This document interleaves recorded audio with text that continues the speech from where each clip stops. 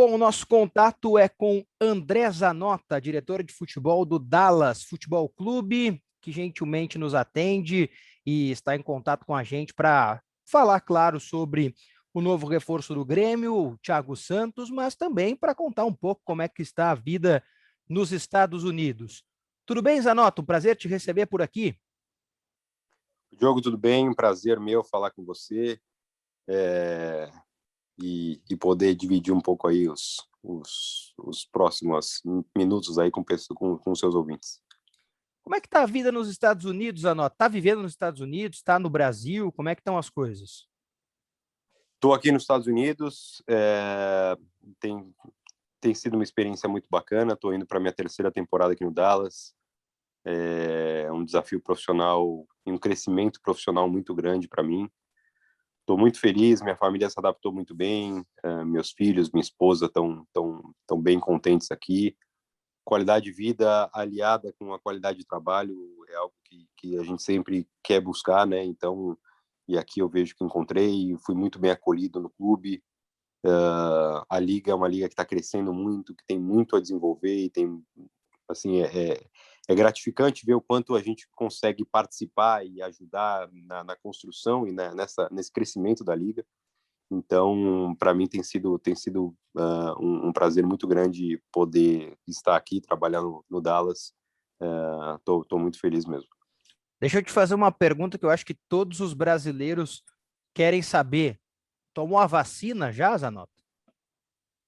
Ainda não, mas vou tomar na semana que vem. Aqui no Texas, essa semana liberou para todos os adultos, a partir de 18 anos, podem tomar. Então, a partir de agora, está liberado. A gente está organizando para fazer uma vacinação para todos os atletas, toda a comissão técnica, todo o staff do time principal, nos próximos dias, inclusive familiares também. Então, a gente deve fazer isso em breve. Alguns outros clubes já vacinaram todos os atletas também. Então, acredito que antes de começar a liga, a maioria dos clubes da MLS já vão ter os jogadores e pessoal envolvido, né, com o time principal já vacinados. Você acha que isso fará com que a torcida também volte aos estádios nos Estados Unidos ou ainda não? É muito incipiente falar sobre isso? Já está liberado aqui. Ah, perfeito. Aqui no Texas, restaurantes, bares, estádios, escritórios podem funcionar 100% da capacidade já. Só que pela regra da MLS a gente não pode. Então o público no nosso estádio está limitado a 50% da capacidade do estádio.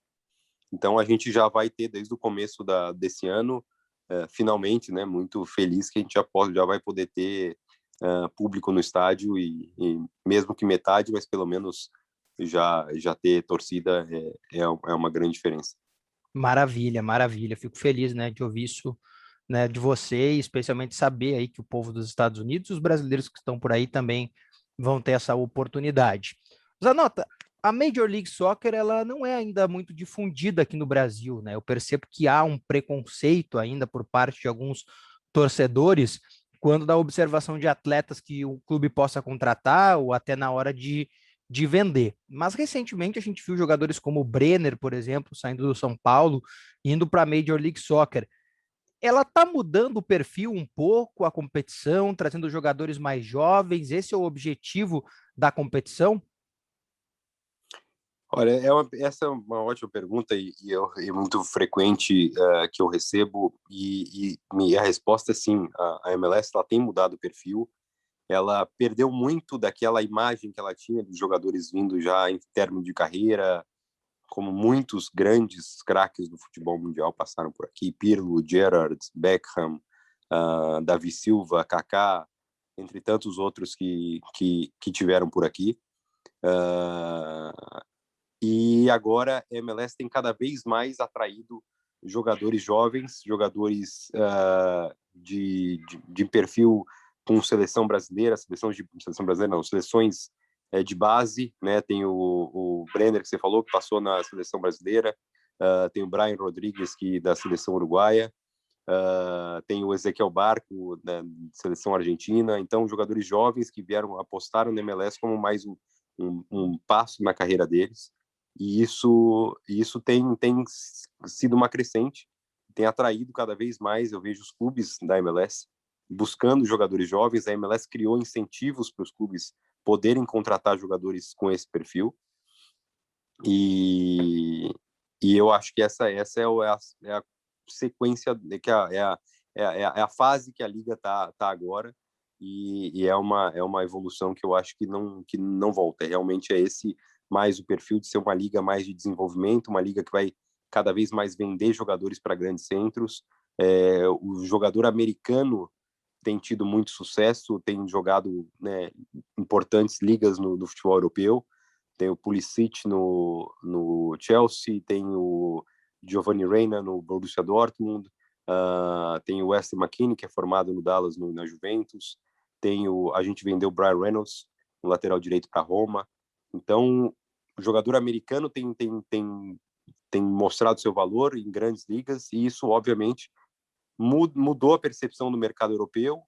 Eles estão olhando com muito mais carinho, vendo jogadores aqui. Eu converso muito. A gente tem um jogador emprestado na Áustria, a gente tem um jogador emprestado no Bayern de Munique. A gente vendeu em 2019 um jogador para o Bayern de Munique, o Chris Richards também. Então eu acho que tudo isso faz com que mude o perfil da MLS, está mudando realmente o perfil da MLS, e cada vez mais eu percebo mudança no comportamento de agentes também, de talvez antes não consideravam, principalmente Brasil, América do Sul em geral, mas mais o Brasil, agentes que antes talvez não consideravam a MLS como um mercado importante, e agora estão querendo trazer os jogadores jovens para cá, como talvez um outro salto depois para ir para a Europa. Pois é, o próprio Alphonso Davies também jogou a MLS, né? E hoje é o melhor lateral esquerdo do mundo no Bayern de Munique.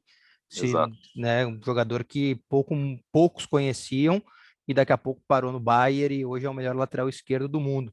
Isso faz com que os clubes brasileiros também comecem a olhar o cenário da MLS, né? Eu vi o Palmeiras fazendo proposta por jogador, o próprio Grêmio sondou recentemente o Diego Rossi, né, que está no Los Angeles, e agora está trazendo o Thiago Santos, que já é conhecido, foi campeão brasileiro pelo Palmeiras, mas que, pelos números que eu observei, estava muito bem aí no Dallas, né, com vocês. Muito bem, muito bem. Para a gente, assim, eu vejo recentemente, né, eu vejo, assim, acompanho pela imprensa, o interesse do Palmeiras teve no Atuesta, do Los Angeles, do LAFC, agora no Castelhanos, do New York City. Então, eu vejo, né, o que você falou do Diego Rossi também. Enfim, os clubes brasileiros estão olhando mais para a MLS agora. E o Thiago, assim, óbvio, ele tem um jogador que fica 5 anos no Palmeiras, né, sem ser transferido, passando por tantos treinadores. E eu sou testemunha, né, do Felipão, o quanto ele gosta dele, o Cuca, o quanto que o Cuca gosta do Thiago. E depois que eu conheci o Thiago pessoalmente aqui, o caráter dele, assim, eu acho o Thiago um jogador que vai ajudar muito o Grêmio, tem um perfil. Eu vejo, infelizmente, essa rejeição que criou na torcida, mas que eu acredito que em breve, quando o Thiago comece a jogar, isso deve mudar. E eu fico feliz que é um jogador de um caráter excepcional, desculpa, e de uma qualidade em campo também que vai ajudar muito o Grêmio. Essa foi uma negociação fácil, difícil, né? Porque a gente foi pego de surpresa aqui. O nome chegou para a imprensa, eu recebi o nome, a gente já foi atrás, conseguimos algumas informações com pessoas que estavam envolvidas no negócio. Foi muito difícil, foi um negócio que o Grêmio procurou vocês. O que você pode dizer sobre essa negociação, Zanota? Olha, foi assim, eu confesso que foi inesperado. O que eu sei é que o Grêmio, quando a gente trouxe o Thiago em janeiro do ano passado, a negociação, o negócio fechou em dezembro de 2019, na verdade. O Grêmio tinha feito uma proposta para ele, estava muito bem encaminhado a ida dele para o Grêmio no final de 2019 para a temporada 2020. Na época, quando o Klaus era o diretor executivo, enfim, pelo que o próprio agente do jogador me falou. Então, o Thiago optou por vir para cá. E óbvio, essa temporada foi muito difícil, a questão da pandemia afetou todo mundo, questões familiares que o Thiago levou em conta. O Grêmio fez uma proposta muito boa para nós e para o Thiago, e o que a gente não tinha nenhum interesse em negociar o Thiago nesse momento. O Thiago é um jogador importante aqui para a gente. Só que, né, eu tive o Grêmio procurou, foi um negócio muito rápido, que surgiu e concluiu muito rápido, a gente assinou tudo ontem. E aí chegou uma proposta que maior do que a gente pagou para o Palmeiras, uma proposta para o jogador muito boa. O jogador falou comigo, falou com o treinador, disse que queria ir pela grandeza do Grêmio, por tudo que o Grêmio representa também, para ele estar mais perto da família, da mãe dele, dos irmãos. E então, óbvio, a gente teve que respeitar, respeitou o interesse dele, negociei com o Grêmio um valor que eu entendia que era o justo e para a gente poder liberar ali no momento, e aí acabou concretizando o negócio. A gente observa no Brasil que os clubes têm dificuldade em falar quanto pagaram, quanto venderam. Nos Estados Unidos também é assim, é uma coisa mais restrita. Na Europa a gente vê às vezes os clubes divulgando balanços de pagaram tanto, venderam por tanto, ou também é mais restrito por aí? A gente, assim, a questão não é, acho que não é de lugar, eu acho que é mais porque existe cláusulas de confidencialidade no negócio, às vezes o valor acaba saindo e aí sai, ou às vezes sai valores que não tem nada a ver com o negócio, mas especularam valores aí muito, se não certo, mas muito próximo do que foi o acerto, mas aqui a gente também não se divulga os valores das transferências, não. Não, perfeito. É claro que a gente faz a pergunta porque o torcedor está sempre, né, querendo saber, né, às vezes fica criticando, às vezes concorda, então faz parte também a gente tentar fazer essa pergunta. Zanotto, mas você tem aí dois jogadores que o torcedor do Grêmio, um conhece muito bem e o outro queria ter conhecido um pouco mais e não teve a oportunidade. Falo do Bressan e do Mediolaro, respectivamente. Como é que estão esses jogadores por aí? Os dois muito bem. O Bressan chegou aqui em 2019 junto comigo. O Bressan tem uma mentalidade incrível, muito forte, por tudo que ele passou na carreira e ele é um jogador assim de um profissionalismo ao extremo, né? Poucas vezes é um jogador tão profissional quanto o Bressan.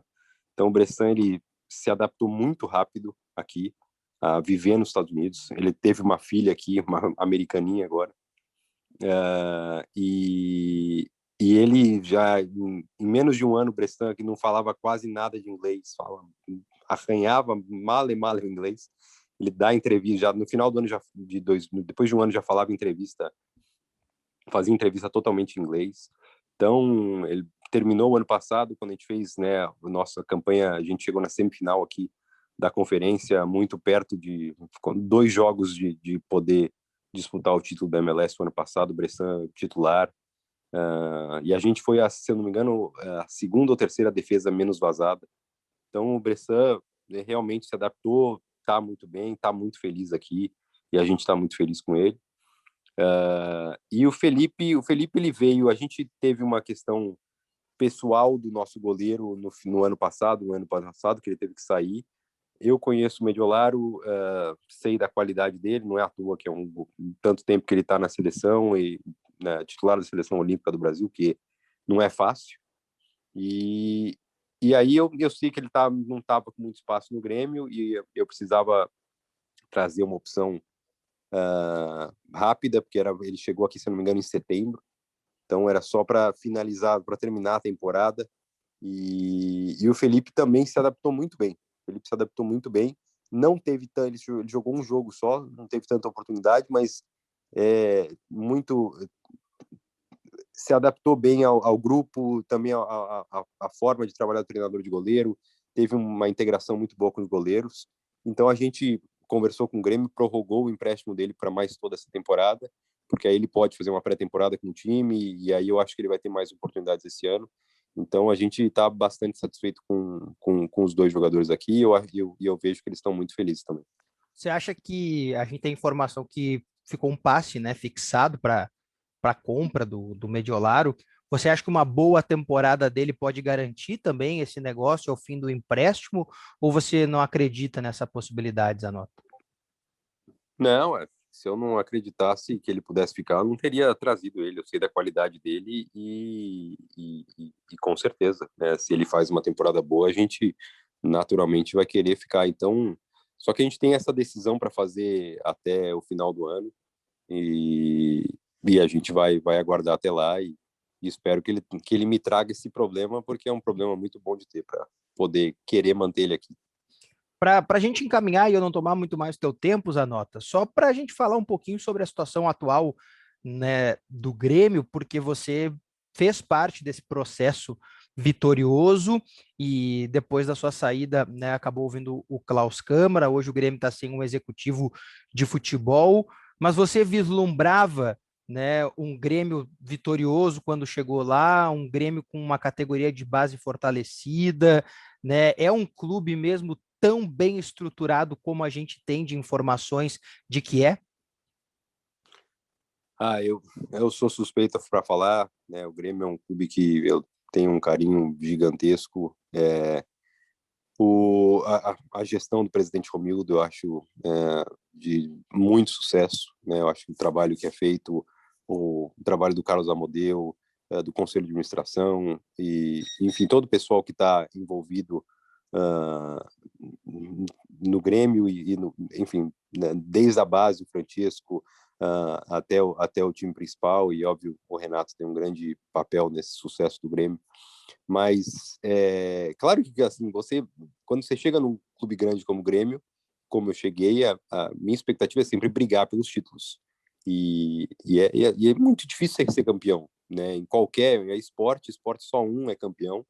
Então não é fácil, né? Ver como é que foi o Campeonato Brasileiro esse ano, o Inter disputando com o Flamengo até o final, o São Paulo durante bom tempo em primeiro lugar e acabou perdendo, enfim.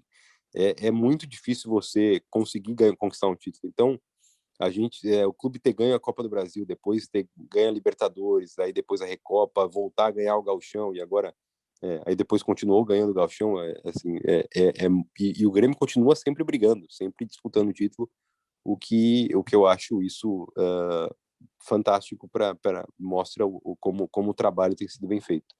Mas para mim, assim, óbvio que os títulos, principalmente a Libertadores, é algo extraordinário, né, que fica muito marcado para o torcedor. Mas eu vejo assim a minha maior contribuição que eu tenho muito orgulho de ver é, né, eu acho que você vai lembrar bem quando eu cheguei a transição era tava praticamente muito largada, eram jogadores não tinham muito critério, era Maxi Rodrigues treinando na transição, né, o Wallace Oliveira, jogadores que estavam sem perspectiva no time principal eram largados lá, jogadores que não tinham que o clube não vislumbrava futuro, deixava lá enfim, porque não buscava outra oportunidade e a gente transformou totalmente a transição. E eu muitas conversas com o Francisco, o Odorico participou bastante na época. Óbvio que o presidente teve uma importância, o conselho de administração, e aí trouxe o Thiago Gomes. Eu lembro de sentar com o PP querendo ser emprestado na época, estava na transição e sabe a Ponte Preta queria ele e sentar com o PP para ele tentar acreditar que aquele projeto da transição era diferente agora. O Jean-Pierre teve proposta de Chapecoense, Atlético Paranaense, pediu para sair, a gente pediu para ele ficar. Então eu acho que e aí Mateuzinho, que era do Grêmio, foi para o São Caetano, aí a gente comprou o Mateuzinho, começou a criar esses mecanismos de o Wallace Reis foi para o Vitória, a gente pegou o Diego Rosa, veio o Jonathan Varela num acordo com a ABC, o Rodrigues também com a ABC, quando a gente mandou esqueci o atacante, aquele atacante, o centroavante que foi para a ABC do Grêmio já, Lucas, esqueci. Lucas Coelho? Mas enfim, Lucas Coelho, obrigado. E então começou a reforçar assim a base, a transição para justamente esses jogadores que pudessem ter um futuro no Grêmio, a gente ter na transição jogadores com projeção para o time principal do Grêmio. E hoje está aí Rodrigues, o PP já transferido, Jean-Pierre, Matheus Henrique, Darlan, o Juan, enfim, tantos nomes. Eu acho que isso, para mim, me dá uma satisfação enorme eu ver como aquele início de projeto hoje tá rendendo tantos frutos para o Grêmio e vai continuar rendendo, sem dúvida nenhuma. Histórias maravilhosas aí que o André Zanota nos conta, né, sobre a situação do PP, do Jean-Pierre e de outros jogadores da base do Grêmio. Zanota, eu vou te aproveitar só em duas perguntas, que eu acho que senão o pessoal aqui vai ficar chateado comigo, que é que Thiago Santos o Grêmio está recebendo, porque, né, ele passou uma temporada na MLS, e a outra é sobre o Renato. Por que você acha que ele ficou e está tanto tempo à frente do Grêmio, né? E essa relação que existe treinador, ídolo, né, e comandante aí daquilo que ele mesmo auto-intitula o melhor futebol do Brasil. Bom, primeiro, com relação ao Thiago, a torcida pode esperar um jogador. É só ver as manifestações dos torcedores palmeirenses, né? Como a torcida do Palmeiras pede a volta dele. É isso que o torcedor do Grêmio tinha que se orientar, talvez, nas manifestações, porque são os torcedores que acompanharam de perto o Thiago por 5 anos, e é um jogador que tem uma entrega absurda dentro de campo. Aquele volante muita raça, que ele realmente ele deixa tudo dentro do campo para lutar pelo time, sacrifica, sabe? É o carregador de piano que aparece pouco, mas ele dá uma segurança para a defesa. Ele tem a roubada de bola dele é algo acima da média. Ele é um dos maiores ladrões de bola que tinha no Brasil e aqui na MLS. Então, pode ter certeza que é um perfil que eu não tenho dúvida que vai agradar o torcedor gremista. E para quem, infelizmente, não tem como conhecer isso, mas e o pessoal do Grêmio que conviver com ele vai saber, um jogador de um caráter espetacular, sempre positivo. É difícil você ver o Thiago reclamando de alguma coisa, sempre querendo ajudar os companheiros, ajudar quem quer que seja. Então, eu acho que é um jogador que vai, como eu já falei antes, ajudar muito o Grêmio. Sobre o Renato, assim, eu tive o grande prazer, né?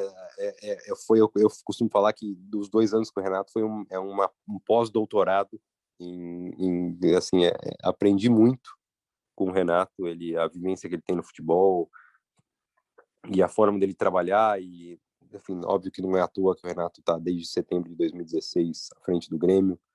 Então, eu acho ele sabe muito bem conduzir a condução dele do grupo de jogadores. Eu vejo como poucos. Ele é um cara extremamente vencedor. Eu conversei com o Thiago sobre isso ontem, para falar, né, sobre o Renato. Óbvio que ele conversou bastante com o Bressan enfim, falei pro Thiago que ele vai encontrar uma das pessoas, um dos caras mais vencedores que eu já tive o prazer de conviver, que o Renato, ele a ambição dele, o desejo dele por vitória é acima da média. Então, assim, gostaria que todos os jogadores que eu trabalho tivessem essa sede por vencer que o Renato tem, porque ele transmite isso pro grupo dele, e o resultado está aí. O Grêmio sempre lutando, né, brigando nas competições que disputa. André Zanota, diretor de futebol da equipe do Dallas FC, muito obrigado pelo bate-papo e que possamos conversar outras vezes sobre o futebol e também não só, né, reencontrarmos assim virtualmente devido à situação da pandemia, mas em outras situações também. Um abraço. Obrigado, um abraço, um prazer falar com vocês aí.